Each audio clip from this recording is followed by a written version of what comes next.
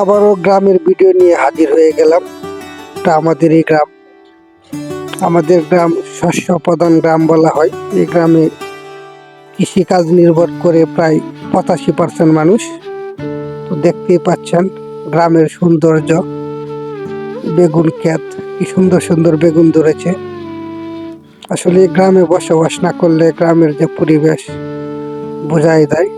গ্রামে নতুন একটা চাষ শুরু হয়েছে, গাছ চাষ, যেটা আমাকে মুগ্ধ করে তুলেছে। আর আপনারা ঢাকা শহর যেটাকে পার্ক বলেন, এটা হচ্ছে আমাদের গ্রামের সেই পার্ক।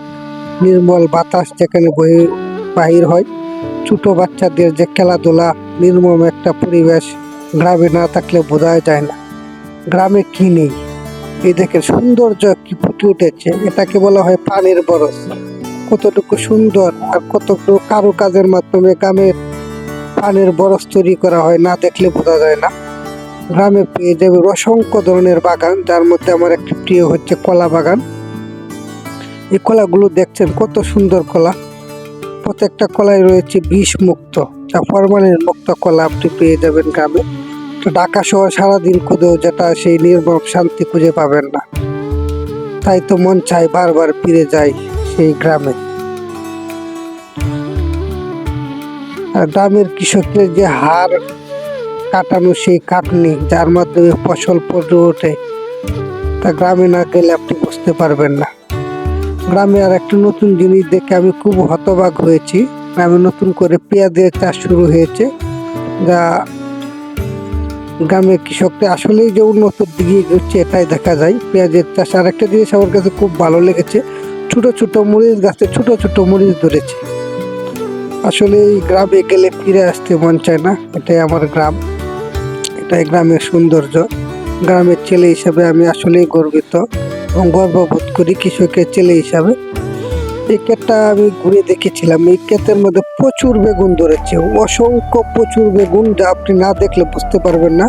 কিন্তু এই কৃষকের সাথে কথা বলে আমি জেনেছি বেগুন সস্তা, এজন্য উনি মূলত এক প্রকার রাগ হয়ে বেগুন তুলতেছেন না, ছেলেরা খেলাধুলা করতেছে। আসলে গ্রামের পরিবেশটা আপনাকে মনোমুগ্ধকর করে তুলবে।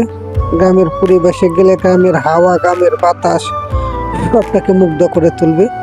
আপনি শহরে থাকেন বা যে কোনো প্রান্তেই থাকেন, একবার ঘুরে আসতে চাইবেন কোনো অজপাড়া গ্রাম থেকে, যে গ্রামে সাধারণ মানুষ, সাধারণ কৃষক রয়েছে, অস্তিত্ব রয়েছে, যেখানে কৃষিকাজের, যে গ্রামে গেলে আপনার মন ভরে উঠবে। গ্রামীণ বাতাস, গ্রামীণ মানুষগুলোকে দেখলেও আমার মন ভরে উঠবে। গ্রামীণ মেটু পথ, এমন মেটু পথ দিয়ে হাঁটলে অনেকটা সময় মন ভরে ওঠে। এমন শশা, এমন জমিন, এমন ক্ষেতের মধ্যে দিয়ে হাঁটলেও আপনার মন ভরে উঠবে। কখনো যদি সময় পান, অবশ্যই শহরের কোলাহল ছেড়ে ঘুরে আসবেন কোনো অজপাড়া গ্রাম থেকে। আজ এ পর্যন্তই। সকলে ভালো থাকবেন, সুস্থ থাকবেন। আরও নতুন কোনো ভিডিও নিয়ে হাজির হব। আল্লাহ হাফেজ।